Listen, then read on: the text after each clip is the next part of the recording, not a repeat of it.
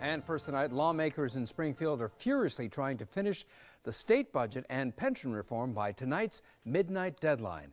Our Carol Marine joins us now from the Capitol with State Representative Michael Bost, who made headlines with his rant against Speaker Michael Madigan earlier this week. Let's take another look at that. Total power in one person's hands, not the American way. These damn bills that come out here all the damn time, come out here at the last second, and I gotta try to figure out how to vote for my people. How ashamed of you should be. You should be ashamed of yourselves. I'm sick of it. Every year, we give power to one person. And we go now to Carol Marine. Carol, what is Representative Bost saying about it all today? Let's find out, Phil. Representative Mike Bost, how do you feel about that rant that has gone viral? You know, I didn't realize it was going to go viral, obviously. I was very upset at the moment. I am not apologizing for being upset. It was rightful anger and justified anger. I just didn't know it would quite go national and beyond, and it's unique. I've not had an experience like that. My own constituents need to know what's going on here.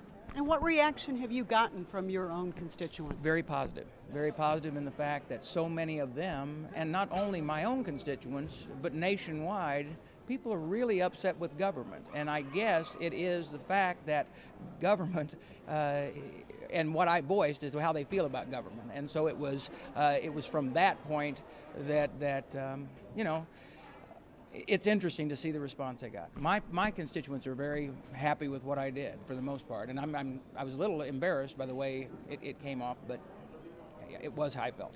You've been in government a long time, and in fact it's been pointed out by those who didn't like the rant that you voted for the very rules and the very log jam. I voted for the very rules, the one rule that is the one I hate the most, as a brand new freshman who didn't understand.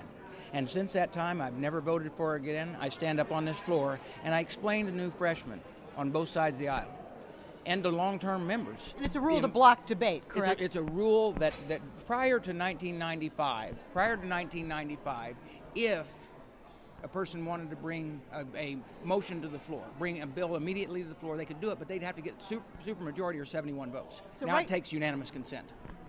That ranting that you did was principally about House Speaker Mike Madigan. Correct. And the considerable control that he has Correct. here.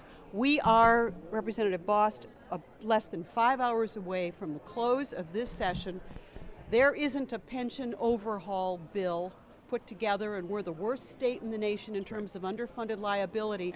Is there going to be a bill tonight? Actually, there is a pension bill that moved out of committee a while ago. It did remove the one large problem, which was the shifting to the downstate property owners of the TRS system and the SURS system.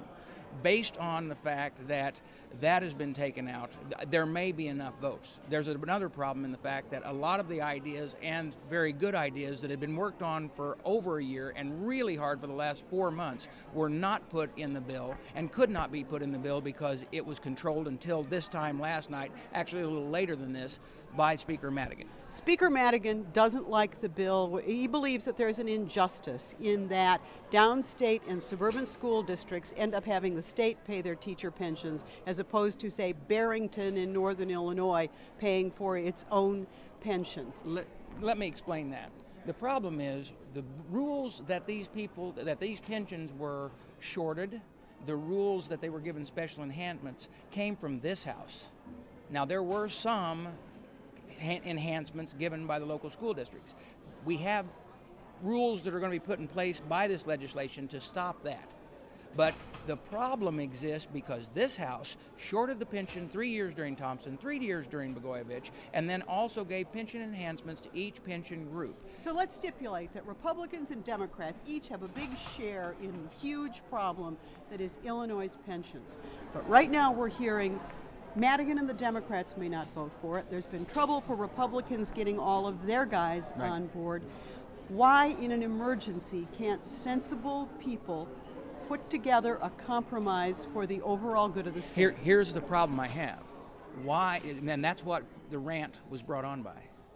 Why in a situation where we'd had a year and 5 months to work on a bill where we thought we actually had enough votes, was that bill changed in the last day, next to the last day of session. It was because Madigan feels that it is important to block that. Why? So then he can come back to these pension groups and use them to get his members elected the next time. That's what we faced in Illinois, and that's what we continue to face. That's why I act the way I did on the floor, and that's why my people are mad, and that's why my people believe in what I said. And let me tell you also that there were many Democrats came to me afterwards, and they wanted to say the same thing, but they said they're afraid to.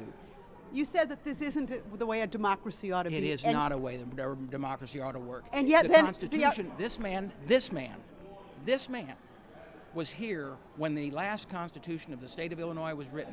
He was part of CONCON. He knows what the Constitution is. The Constitution does not give him the power. These rules give him the power, and he knows how to control those. But let me give you the other side of that, which is democracy is all about who wins and who loses, and Republicans are a minority and the Democrats are a majority. And as long as Mike Madigan gets to write the map, that's usually the case. What a wonderful thing that is. So he makes the rules, he makes the playground, and then he says that, well, what we need to do is change it. Well, what we need to do is encourage the voters to change it in the state of Illinois. One constant that's been here for 40 years is Mike Madigan and that power position. I am telling you that I'm getting word from all over the state how they are frustrated with that. And I am telling you that the response I've gotten is very positive, and the response I'm getting nationwide is where people are frustrated with government in general. Are you optimistic that tonight, in less than 5 hours, the Republicans and Democrats can reach across this aisle and work out something so there is actually a rescue to the Illinois pension system? I can't guarantee that. I can guarantee you that had we not modified the bill that we had lined up to go, then we would have found the votes, it would have got done. I don't think that the speaker, who has such power, really wants a compromise or an agreement to occur.